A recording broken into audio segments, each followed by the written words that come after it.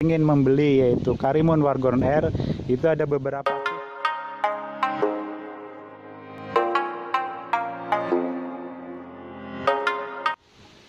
Assalamualaikum warahmatullahi wabarakatuh. Semoga di hari ini kita selalu dalam kesehatan dan kebarokan, amin. Hari ini mungkin bagi rekan-rekan sekalian yang pengen membeli yaitu Karimun Wargorn R, itu ada beberapa tips ya kan. Yang pertama adalah karena Karimun ini adalah merupakan produk yang cukup baru ya kan, tahun 2014-2015an. Jadi usahakan adalah dari body seperti ini ya. Jadi usahakan adalah untuk bagian catnya ini masih aslinya ya kan. Jadi kita cukup gampang ngecek cat itu aslinya atau tidak. Jadi cukup kita raba seperti ini ya kan. Jadi dia ada berenjelan atau tidak. Kalau seandainya ada berenjelan, maksudnya itu ada kasar, berarti mungkin di sekitar situ sudah pernah dicat. Yang berikutnya adalah jangan sampai mobil itu bekas banjir ya kan. Jadi untuk menyireninya atau menandain mobil itu bekas banjir, kita tinggal cek di bagian sambungan-sambungan ya kan. Sambungan-sambungan bodi seperti ini ya kan, di bagian dalam seperti ini ya kan.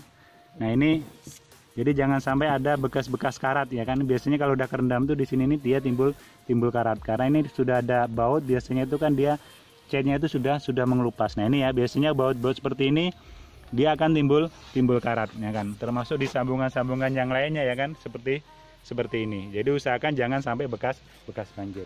Walaupun dia itu mobil baru, tidak ada salahnya kita cek bagian bawah ya kan.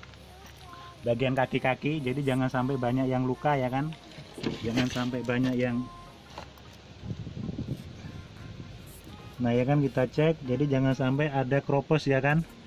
Karena kalau walaupun dia mobil baru, cuman kalau posisinya di pinggir laut atau tidak terawat, nah itu ya biasanya juga cepat kropos ya kan. Kita cek semuanya, termasuk di bagian atap ya. Jadi di bagian atap seperti ini kita cek. Jadi jangan sampai atapnya ini catnya sudah ngelupas. Kadang-kadang kalau walaupun dia mobil baru, cuman kalau yang punya itu tidak punya atau garasi, biasanya atapnya ini gampang lupas. Nah itu ya. Kalau bagian bodi kita lihat sudah oke, kita cek yaitu di bagian interior. Bagian interior kita lihat. Nah usahakan ya, seperti panel-panel seperti ini ya, tidak ada retakan ya kan, tidak ada retakan. Terus jok-jok ini ya usahakan masih aslinya ya kan. Kalau ini dibungkus saja ya. Termasuk di bagian plafon seperti ini ya masih kelihatan bersih, rapi.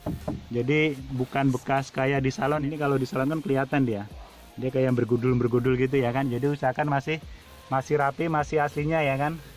Termasuk untuk semuanya lah, fungsi power window segala macam seperti ini ya masih bisa berfungsi ya kan.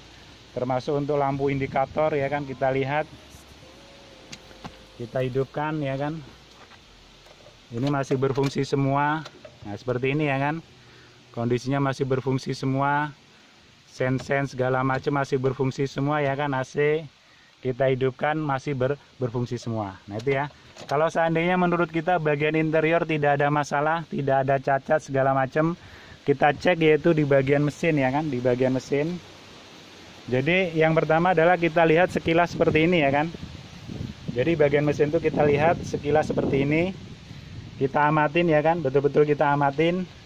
Jadi jangan sampai ada bekas oli yang netes, nah ya kan, baik di kanan kirinya ya kan kita lihat. Jadi jangan sampai ada rembesan oli ya kan di bagian atasnya ini kan, bisa kelihatan ya kan. Termasuk mungkin di power steeringnya segala macam ya kan, power steeringnya. Jadi jangan sampai ada rembesan oli. Nah tak lupa juga kita cek adalah di bagian bawahnya ya kan.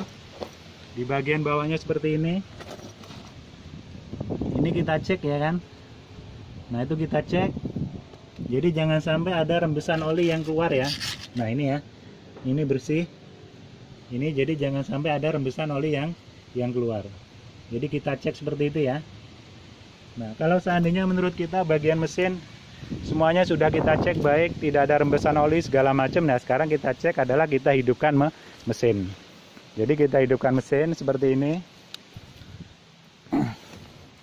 Kita hidupkan lampu indikator sesaat ya kan, sampai berhenti. Sudah itu kita starter. Nah begitu hidup, semua lampu indikator ini harus mati ya kan. Jadi jangan sampai ada satupun yang hidup, kecuali rem tangan ya kan. Ini kalau diturunkan juga mati dia kan. Kalau diturunkan mati dia, itu ya. Karena apa? Karena kalau seandainya begitu mesin hidup ada lampu indikator ini yang hidup, berarti ada sesuatu yang bermasalah. baik di engine-nya atau di apanya itu ada yang bermasalah. Karena itu adalah wajib harus mati. Setelah hidup kita dengarkan yaitu suara mesin. Jadi ya jangan kaget kalau mesin ini begitu dihidupkan pertama itu getarannya agak besar ya. Nah itu ya. Jadi kita dengarkan yaitu suara mesin kurang lebih sekitar 2 atau 3 menit, ya kan? 2 atau 3 menit. Jadi ada suara yang aneh-aneh atau tidak, ya kan? Ini kan bisa kedengaran, ya kan?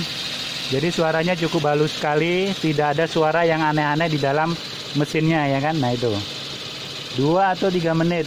Nah setelah kira-kira menurut kita tidak ada suara yang aneh, nah itu ada tek-tek dikit ya. Nah, bukan ya kan? Nah kalau menurut kita tidak ada suara yang aneh-aneh di dalam mesin ini, kedengarannya normal saja, sudah itu adalah kita buat jalan, ya kan? Kita buat jalan kurang lebih ya seperlunya saja, mungkin 1 kilo atau 2 kilo, jalan pelan, jalan kebut, kita rem. Setelah itu kita cek lagi. Setelah selesai kita buat jalan, kita hidupkan lagi mesin, kita buka lagi kap, kita cek lagi. Nah sekarang kita cek yaitu kita buat jalan.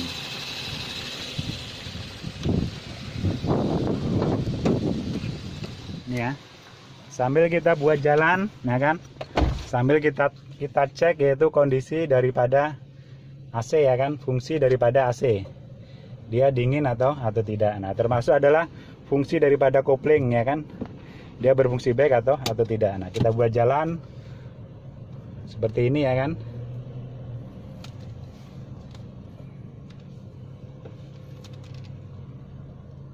Nah kita buat jalan kira-kira lewat jalan yang bagus, yang jelek, ya kan.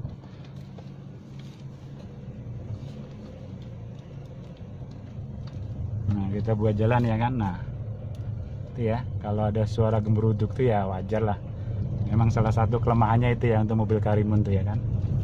Nah kita buat jalan, kita rem. Nah, fungsi remnya berfungsi atau tidak, ya kan. Nah itu kita buat jalan lagi, ya kan, seperti ini, ya kan.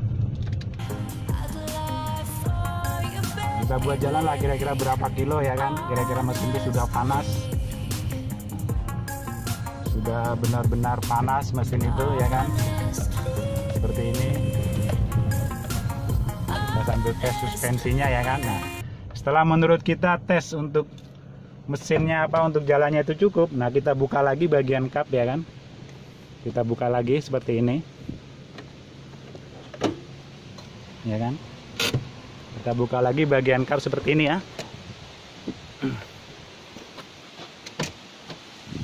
Jadi kita buka lagi kapnya, sudah itu kita dengarkan lagi yaitu suara mesinnya, ya kan. Nah setelah kita buat jalan tadi, ya kan, kira-kira berapa kilo, kita buka lagi kapnya, kita dengarkan lagi suara mesinnya secara seksama. Dia ada suara yang aneh-aneh atau tidak. Nah kalau memang menurut kita itu sudah normal, tidak ada yang aneh-aneh, ya berarti mesinnya is oke lah, bagus lah, ya kan. Yang tak lupa, yang tak kalah pentingnya adalah kita cek di bagian ban seperti ini ya. Jadi ban ini jangan sampai makan sebelah, baik luar maupun dalam, ya kan. Karena kalau seandainya makan sebelah berarti ada masalah untuk di bagian kaki-kakinya. Bisa dari terotnya, dari long terotnya, dari rack end-nya, ya kan, atau mungkin dari stabilnya. Ini baik roda belakang maupun roda depan, ya kan. Jadi usahakan kondisi bannya ini bagus, tidak makan sebelah, luar ataupun dalam, baik kanan maupun kiri, ya kan. Baik kanan maupun kiri. Jadi jangan sampai bannya ini makan sebelah, maupun di bagian belakang. Di bagian belakang seperti ini ya jangan sampai bannya itu makan sebelah. Nah, semuanya kita cek, ya kan. Jadi jangan sampai ada bannya itu yang makan sebelah itu ya. Oke, saya rasa itu aja tipsnya. Semoga bermanfaat. Mohon maaf bila kurang berkenan. Assalamualaikum warahmatullahi wabarakatuh.